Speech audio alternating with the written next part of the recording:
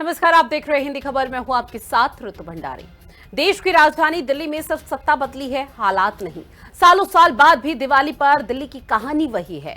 वही जहरीली हवा, वही दमघोंटू जिंदगी और वही सियासत। दिल्ली एनसीआर में हर साल की तरह फिर से फिजा में सांस लेना मुश्किल हो चुका है और ये मुश्किल कई दिनों तक रहने वाली है। आपको बता दें कि बयानबाजी होती रही, लेकिन काम कुछ भी धरातल पर नजर नहीं आया है।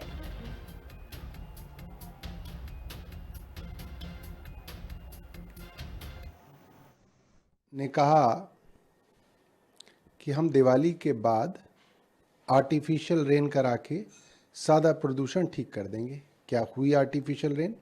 नहीं हुई। मेरा सवाल यह है, अगर आप आर्टिफिशियल रेन करा सकते थे और आपने वादा किया था तो आपने क्यों नहीं कराई? क्या आप चाहते हैं कि लोग बीमार हों, प्राइवेट अस्पतालों में जाएं? मैंने पहले भी कहा, सरकार की प्राइवेट अस्पतालों के साथ साठगांठ है।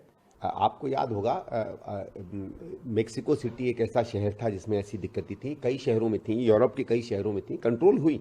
बात ये नहीं है, बात ये है कि राजनीति से परे, सस्ती राजनीति से परे, वोट की राजनीति से परे, आक्षेप की राजनीति से परे, आप क्या सही में प्रशासन का इस्तेमाल करोगे इन चीज़ों के लिए? हमने बार बार उन चीज़ों को रेखांकित किया जिस कारण से हवा की पॉल्यूशन होती है। इसमें टूटी हुई सड़कें हैं, नया इंफ्रास्ट्रक्चर ना बनना है, पब्लिक ट्रांसपोर्ट का ना होना है, इलीगल कंस्ट्रक्शन का काम है, नालों की और सड़कों की सफाई ना होना है, हवा में धूल फैलना है। उसमें पराली का भी है, 7 से 8% से उससे ज़्यादा नहीं है। कुछ लोग जो पहले 10-12 साल से शासन कर रहे थे, आम आदमी पार्टी के लोग, उनके समय में ये टाइम से होता भी नहीं था। ये समय से सुरक्षा मानक भी भारतीय जनता पार्टी की रेखा गुप्ता जी के नेतृत्व में सरकार ले रही है और ये सुरक्षा मानक हैं कि दिल्ली में वायु प्रदूषण सिर्फ मौसमी समस्या ही नहीं बल्कि अब लगातार ये बढ़ रहा है, जिसकी वजह से लोगों का जीना मुश्किल हो चुका है। अब इस पूरे मसले को लेकर, पूरे मामले को लेकर कई सवाल ऐसे हैं जो खड़े उठ जाते हैं और सरकार से भी ये सवाल पूछे जा रहे हैं। सवाल ये भी आ जाता है कि दिल्ली में वायु प्रदूषण सिर्फ मौसमी समस्या है या फिर साल भर की चिंता है, और अगर साल भर की चिंता है तो राज्य सरकारों की तरफ से पहले कोई एक बड़ा रोड मैप क्यों तैयार नहीं किया जाता? क्यों जब ये स्थिति पैदा हो जाती है, सिचुएशन आउट ऑफ कंट्रोल हो जाती है, तभी सरकारों को अपनी जिम्मेदारी का एहसास होता है। अब सवाल यह भी उठ जाता है कि जिम्मेदारी आखिर बनती किसकी है, सरकार की, जनता की या उद्योगों की? अब ऐसे में क्योंकि इस वक्त दिल्ली की जनता पिस रही है। ग्रीन क्रैकर्स मास्क और पॉलिसी बदलाव दिखावा है या कोई असल में कारगर धरातल पर साबित हुई है? सवाल यह भी उठ जाता है, किसानों को पराली जलाने के लिए दोष देना क्या उचित है? इसके लिए कोई ऑप्शन क्यों नहीं है, कोई विकल्प राज्य सरकार की तरफ से क्यों नहीं बनाया गया है? अब सवाल यह भी उठ रहा है, जो कि राज्य सरकार से पूछा जाता है, कि सरकारों ने बीते सालों में प्रदूषण नियंत्रण के लिए आखिर कदम क्या उठाए हैं? हर साल वही स्थिति और वही सियासत होती हुई नजर आती है, लेकिन धरातल पर कुछ भी सकारात्मक पहलू अब तक देखने को नहीं मिला। सब्सिडी और स्मॉग टावर सही दिशा में कदम यहां पर सरकार की तरफ से नहीं उठाए जाते। जहां हर साल एक ही समस्या दोहराने के बावजूद नीतियां लगातार धरातल पर फेल हो रही हैं, लेकिन फेल क्यों हो रही हैं, यह सवाल भी पूछा जा रहा है। हम प्रदूषण से लड़ाई हार रहे हैं या फिर बस लड़ने का महज नाटक किया जा रहा है सियासतदानों की तरफ से? लेकिन इन सब में अगर कोई पिस रहा है तो वो है दिल्ली की जनता, क्योंकि दिल्ली में जिस तरह से प्रदूषण का स्तर बेहद ही खराब श्रेणी में दर्ज किया जा रहा है, उसी की वजह से एकमात्र कारण कि दिल्ली से सटा हुआ 11 गाजियाबाद और हरियाणा के कई जिलों में भी लगातार प्रदूषण की स्थिति बद से बदतर बनी हुई है। खास पैनल हमारे साथ जुड़ा हुआ है, जिनसे आप सभी का परिचय कराते हैं। भुवनेश्वर सिंघल जी, जो कि बीजेपी के नेता हैं, विष्णु पांडे जी, आम आदमी पार्टी के प्रवक्ता, विक्रम लोहिया जी, कांग्रेस के प्रवक्ता। आप तीनों का बहुत स्वागत हिंदी खबर में। शुरुआत भुवनेश्वर सिंघल जी, मैं आप ही के साथ करूंगी। सर, दिल्ली की आबो हवा पूरी तरह से बिगड़ चुकी है। ऐसे में जब आम आदमी पार्टी का शासन हुआ करता था, आप लोगों की तरफ से इस मुद्दे को उठाते हुए सड़कों पर आते थे और कहते थे कि दिल्ली की जनता का कोई ख्याल आम आदमी पार्टी को नहीं है। लेकिन सर, सत्ता तो बदल गई, पर जो स्थिति है, जो हालात हैं, अब भी जस के तस बने हुए हैं, ये कब बदलेंगे?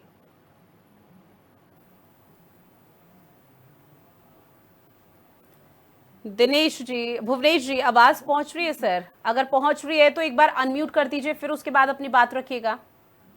नमस्कार जी। जी सर। निश्चित रूप से आपने सही विषय रखा कि हमने ये विषय उठाए थे और निश्चित रूप से उठाए थे, मैं इसको स्वीकार करता हूं। और इसलिए उठाए थे क्योंकि दिल्ली के हित में हम AQI लेवल को अच्छा करना चाहते थे, जिसके हाँ। लिए हमारी दिल्ली सरकार ने अच्छे कदम उठाए हैं, अच्छे निर्णय लिए। आप देखिए, अभी इसी साल का यदि हम देखें तो 16 तारीख को 233 AQI था हाँ। हमारा औसतन, 17 को 245, 18 को 254, 19 को 296 और 20 को 345 रहा। जी। ये औसत था। पिछले साल कितना था हमारा, देखिएगा 462, दीपावली के अगले दिन 462 AQI लेवल था।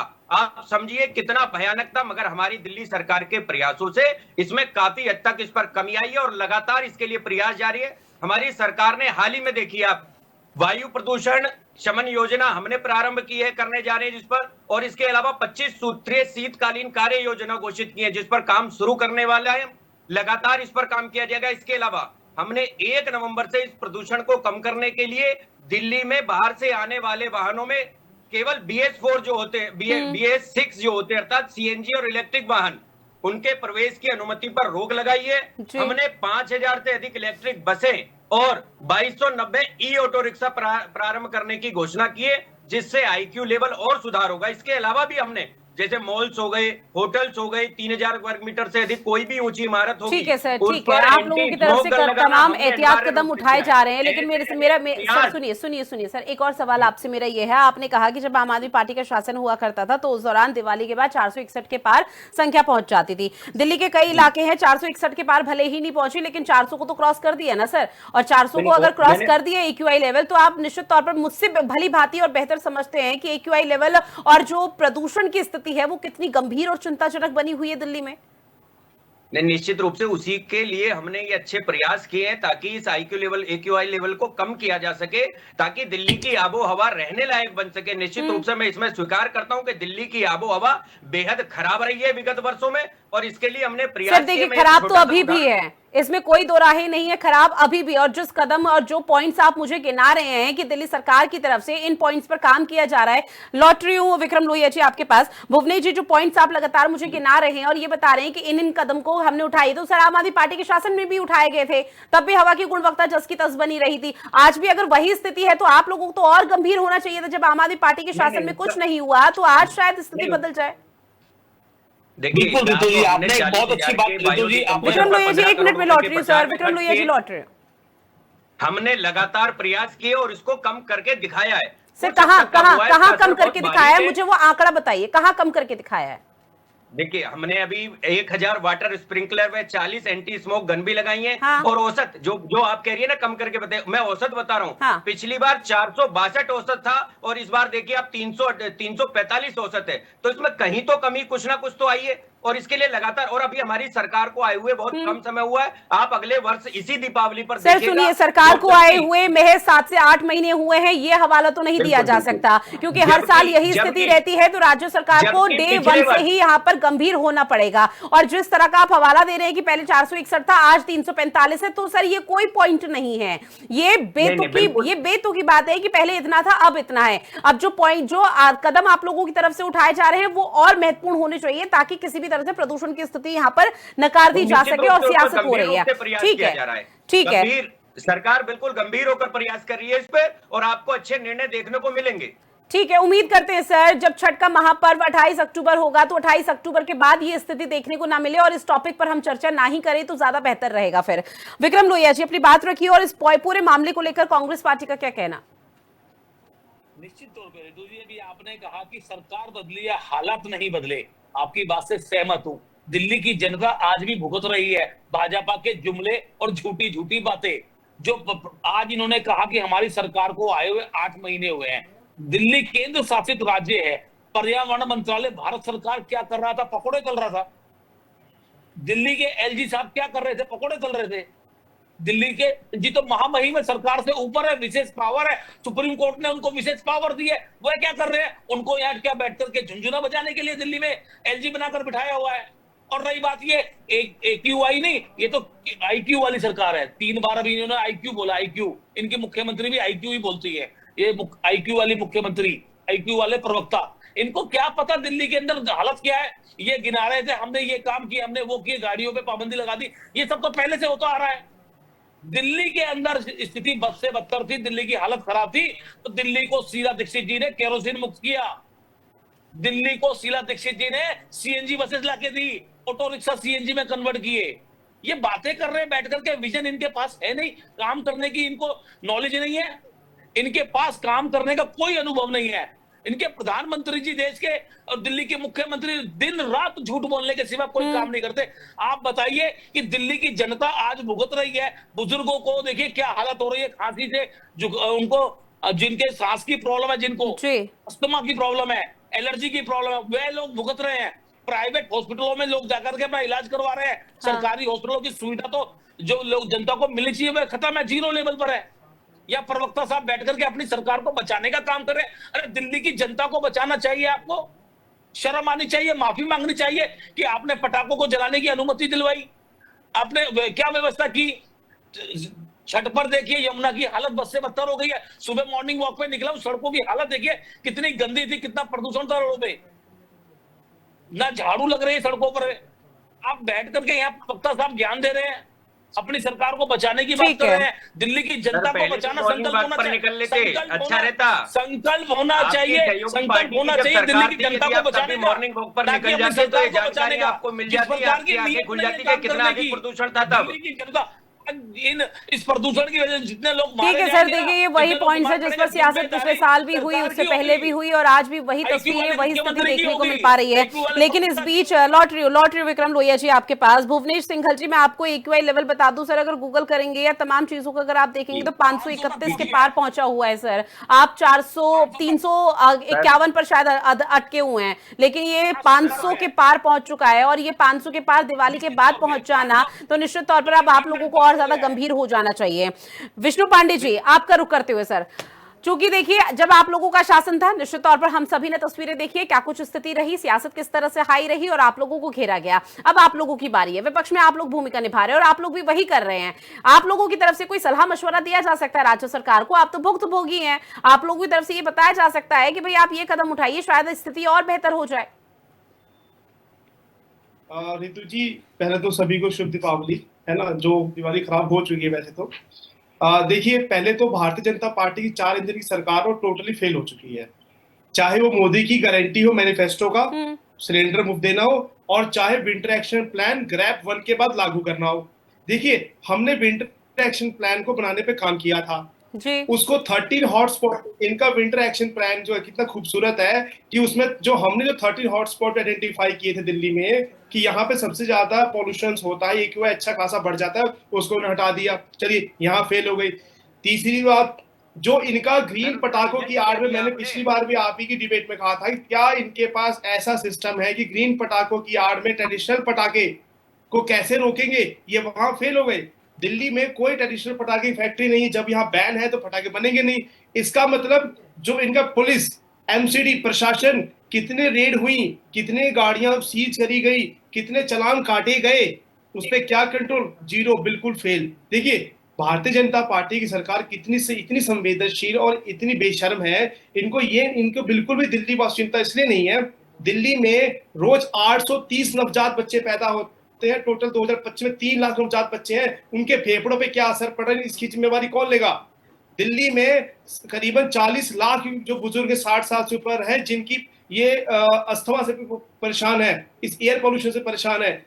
अब मुद्दा ये है कि इनका एक नारा था 400 पार 400 पार, आपने अभी जस्ट बताया कि 500 पार जा चुका है और कल रात को तो दिल्ली में कहीं कहीं पे 1900, 1500, 1000 एक्यूआई पहुंच चुका था। विष्णु पांडे जी, लेकिन मुझे ये बताइए, जो डेली बेसिस में नवजात बच्चे पैदा हो रहे हैं या जिन बुजुर्गों को अस्थमा या सांस लेने में दिक्कत आ रही है, ये सब तो आप लोगों के शासन में भी चल रहा था सर।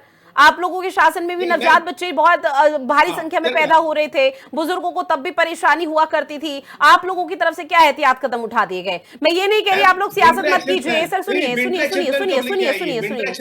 है, मैं ये नहीं कह रही सर सियासत मत कीजिए, विपक्ष में आप लोग बैठे हैं, जनमानस की आवाज उठाइए, दिल्ली की जो रहने वाले लोग हैं उनकी आवाज बनिए, लेकिन यहाँ पर कुछ पॉइंट सलाह मशवरा तो दिया जा सकता है ना। आप लोग भुक्तभोगी, एक बार मैं इस बात का जिक्र इसलिए कर रही हूँ क्योंकि पिछले 8-9 साल में आप लोगों की सत्ता रही और उस दौरान बीजेपी ने खूब आप लोगों को आड़े हाथ प्रदूषण को लेकर लिया, तो आप लोग तो एक्सपीरियंस है सर। आप लोग ये बताइए कि जो कदम बीजेपी की तरफ से अभी उठाए गए हैं उसमें वो इंप्रूव कैसे कर सकते हैं? क्या जरूरी है सियासत करना? नहीं मैम, सियासत की बात नहीं हो रही है। मैंने इनको पहले पिछले कहा था डिबेट में कि वेतन प्लान कितनी देरी से आया। जो 15 सितंबर को इस पे काम करना चाहिए वो ये 18 अक्टूबर पे काम करना शुरू कर रहे हैं ग्राउंड पे। क्या जितने वाटर स्प्रिंकलर्स काम कर रहे हैं, एंटी स्मोकिंग, क्या इनके रेड पड़ रही है साइटों पे? क्या मैनेज हो रहा है? मैं तो पूछ रहा हूँ। ये हम करते थे, हमारे एजेंसियां, हमारे अथॉरिटी, हमारे मिनिस्टर साइट पे जाते थे, विजिट करते थे, देखते, कंट्रोल करने की कोशिश करते थे, ठीक है। और पटाखे पहनते तो हम पुलिस को प्रेशर करते थे, जाइए जाइए उसको, आप उसको रेड कीजिए। मैं तो यही जानना चाह रहा हूँ, क्या इन्होंने कितने एक्शन प्लान किए हैं? ये एक्शन प्लान में फेल हुए हैं। हम ठीक तो है, एक्शन प्लान ऑलरेडी 1 महीने पहले बना के बैठे हुए थे। ठीक है। सुशील द्विवेदी जी, आपके पास आते हुए सर, अगर चूंकि आप तक अगर आवाज मेरी पहुंच रही है तो आपसे सवाल यही रहेगा कि पॉल्यूशन लगातार बढ़ रहा है, इसका सॉल्यूशन पिछली डिबेट में भी आपने कहा था कि भाई कोई सॉल्यूशन तो नहीं है, लोगों को एहतियात कदम खुद से उठाने पड़ेंगे, और पिछले कुछ समय से हम लगातार देख रहे हैं प्रदूषण की स्थिति गंभीर और बेहद चिंताजनक हो रही है। लेकिन सर अब आगे क्या? कुछ तो ऐसा पॉइंट होगा जिसके आधार पर हम कह सके कि पॉल्यूशन का सॉल्यूशन तो हमें मिल गया है।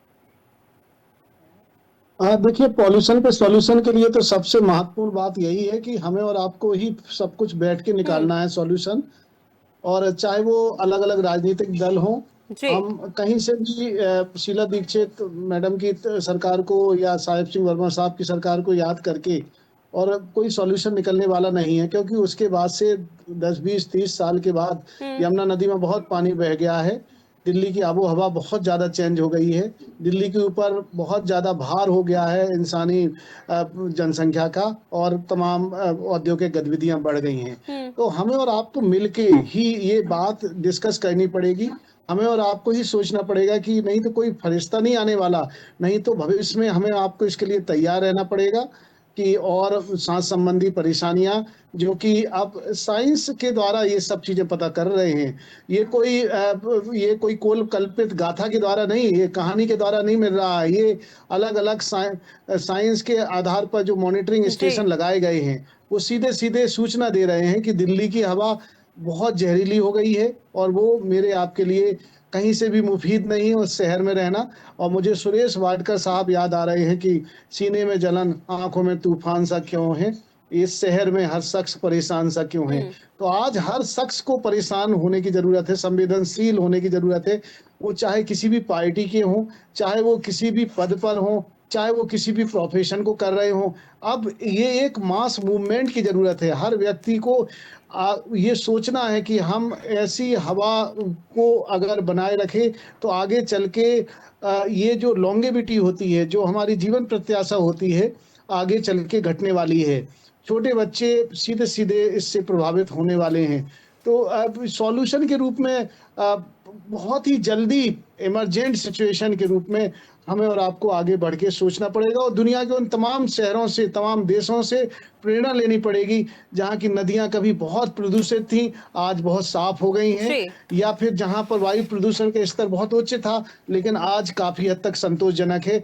बल्कि मैं तो कह रहा हूं कि दिल्ली में तो हर साल, साल भर साल स्थितियां बिगड़ती जा रही हैं, और ये बहुत ही चिंताजनक स्थिति है। एक तरफ हमारे यशस्वी प्रधानमंत्री जी जी, मिशन लाइफ, अर्थात लाइफ स्टाइल फॉर इन्वायरमेंट, मतलब हर व्यक्ति अपने हाँ, इंडिविजुअल इन्वायरमेंटल रिस्पॉन्सिबिलिटी के तहत क्या ऐसा जीवन में कैसे बदलाव रखे कि वो प्रकृति के संसाधनों का कम से कम दुरुपयोग करे, आबो हवा को कम से कम बर्बाद करे, प्रकृति के संसाधनों को बचाने में अपना योगदान दे। ठीक है और सर। दूसरी तरफ हम उसी मिशन लाइफ के बिल्कुल पैराडॉक्सियल बिहेवियर में देख रहे हैं, कुछ किसी भी दल की सरकार हो सकती कि आज स्थितियां इतनी गंभीर होती जा रही हैं। बिल्कुल, और एक तरफ देखिए हम हम अपनी स्कूल आगे की कॉलेजों जो को, पीढ़ी है उसके लिए पता नहीं क्या क्या छोड़कर जा रहे हैं, उसके भविष्य को हम सुधार नहीं पा रहे हैं बल्कि और खतरनाक स्थिति में डाल रहे हैं। भुवनेश जी, एक बार फिर से सर आपके पास आते हुए, कहता अभी तक बचपन से तो यही सुनते हुए हम भी आए हैं सर, आप भी आए हैं कि धूम्रपान सेहत के लिए बहुत ज्यादा हानिकारक होता है, और जो धूम्रपान करते हैं, जो सिगरेट या स्मोकिंग करते हैं, वो अपनी सेहत उनकी अगर बिगड़ रही है तो वो खुद जिम्मेदार हैं।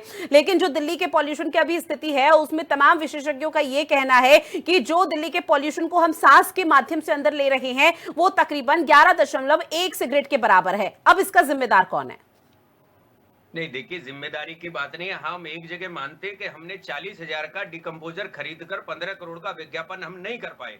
हम स्वयं को ये नहीं कह पाए कि हम दिल्ली के मालिक है, मगर हम दिल्ली के सेवक बनके जो प्रयास हमने उठाए, जो कदम हम लोगों ने उठाए, वो निश्चित रूप से परिवर्तनकारी सिद्ध होंगे। और आने वाले समय में आप देखेंगे कि दिल्ली की आबो हवा निश्चित रूप से शुद्ध होने वाली है।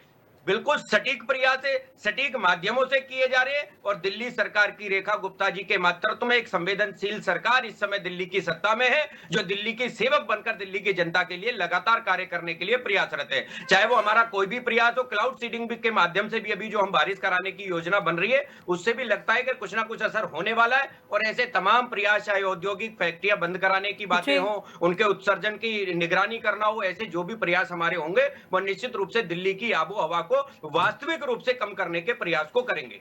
हालांकि सर, जब पिछली बार इस टॉपिक पर चर्चा हुई थी तो आपके कोई दूसरे पैनलिस्ट थे बीजेपी का, जिनसे मैंने सवाल जब किया था पॉल्यूशन के सॉल्यूशन को लेकर, तो उनका ये कहना था कि आप शर्त लगा लीजिए, मैं गारंटी में लिख कर देता हूं कि दिल्ली के बाद से जो पॉल्यूशन है उसकी स्थिति कम हो जाएगी। साहब, फिर भी यहां पर जिक्र किया जा रहा था भाई ग्रीन पटाखे फोड़े जाएंगे, पटाखों के बाद तो हालात बद से बदतर हो जाएंगे, लेकिन पूरी गारंटी बीजेपी उस दौरान ले रही थी कि भाई हम कह रहे हैं कि ऐसी स्थिति नहीं होगी। लेकिन आज की तस्वीरों को देख के बहुत दुख होता है और बहुत दुर्भाग्य है दिल्ली वासियों का कि वो दिल्ली में रह रहे हैं और इस तरह के हालात यहां पर नजर आ रहे हैं। विक्रम लोहिया जी, अब शीला दीक्षित के शासन का भी अगर हम जिक्र कर ले तो शीला दीक्षित के शासन में ये सब नहीं था, माना उस बात को, लेकिन सर ये भी तो सच है ना कि एनवायरमेंटल जो चेंज है वो लगातार यहां पर बदलाव हुए हैं। शायद उसकी वजह से पहले वो प्रदूषण की स्थिति उतनी नहीं थी, लेकिन आज की तारीख में बद से बदतर है। देखिए, पिछली सरकारें अपनी जिम्मेदारी का ढंग से निर्वहन करती थी और आज की सरकारें प्रचार प्रसार में ज्यादा व्यस्त रहती हैं। ना साफ हवा है, ना अस्पतालों में दवा है, ना साफ हवा है, ना अस्पतालों में दवा है। दिल्ली की जनता दिल से बीजेपी से खफा है। भारतीय जनता पार्टी को बातें करना बहुत बड़ी बड़ी आती है। अभी प्रचार की बसों से लेकर जहां मर्जी चले जाइए। अभी तमाम दिल्ली की बसें, प्रधानमंत्री जी सुन लीजिए ना, सुन लीजिए, अरे सुन लीजिए, अरे सुन लीजिए, बीच में मत बोलिए, मैं आपके बीच में नहीं बोला। आप बसों पर देख लीजिए, कहीं भी चले जाइए, स्टेशन पे चले जाइए, मेट्रो पे चले जाइए, सीएम का चेहरा जगह जगह, प्रधानमंत्री का चेहरा जगह जगह दिख रहा है। ये छोड़ दीजिए आप बेकार की बातें करना। 5 किलो का राशन मिल रहा है, उस पर थैले पे भी प्रधानमंत्री की फोटो लगी हुई है। आप बात सुनिए काम की। दिल्ली के अंदर आज लोग बद से बदतर गैस के चैम्बर में जीने पे मजबूर है, सिर्फ भाजपा की निकम्मी सरकार की वजह से। आज इस गैस चैम्बर के अंदर सांस घुट रही है, लोग मरने को उतारू हो गए हैं, हॉस्पिटलों में दवा नहीं है, साफ हवा नहीं है। किसकी जिम्मेदारी है? ये भारतीय जनता पार्टी की निकम्मी सरकार की जिम्मेदारी है। आप लोगों ने कहा था कि हम स्थिति को कंट्रोल में कर लेंगे, सुप्रीम कोर्ट में कहा आपने स्थिति को कंट्रोल में कर लेंगे। ठीक है ना, दिल्ली का पानी साफ है यहाँ पर, क्योंकि पानी को लेकर भी अब लगातार सियासत हो रही है। आने वाले समय में छठ का महापर्व है, अब लगातार ये कहा जा रहा है सियासतदानों की तरफ से ना दिल्ली की हवा शुद्ध, ना ही पानी पीने लायक है। और यमुना नदी का हम जब जिक्र करते हैं तब बीजेपी का ये कहना है कि भाई हमारी तरफ से मॉनिटरिंग की जा रही है और हमारी तरफ से कोशिश ये है कि जो झाग वाला पानी अमूमन तौर पर आम आदमी पार्टी या कांग्रेस के शासन में देखने को मिलता था वो अब नहीं देखने को मिलेगा। पर अब स्थिति क्या रहेगी वो तो आने वाला वक्त ही बताएगा। बहरहाल, आप सभी मेहमान हमारे साथ जुड़े हैं चर्चा की इस महत्वपूर्ण विषय पर, उसके लिए आप सभी का बहुत शुक्रिया। और इस खास पेशकश में इतना ही। देश और दुनिया की बड़ी खबरों के लिए आप बने रहिएगा हिंदी खबर के साथ। नमस्कार।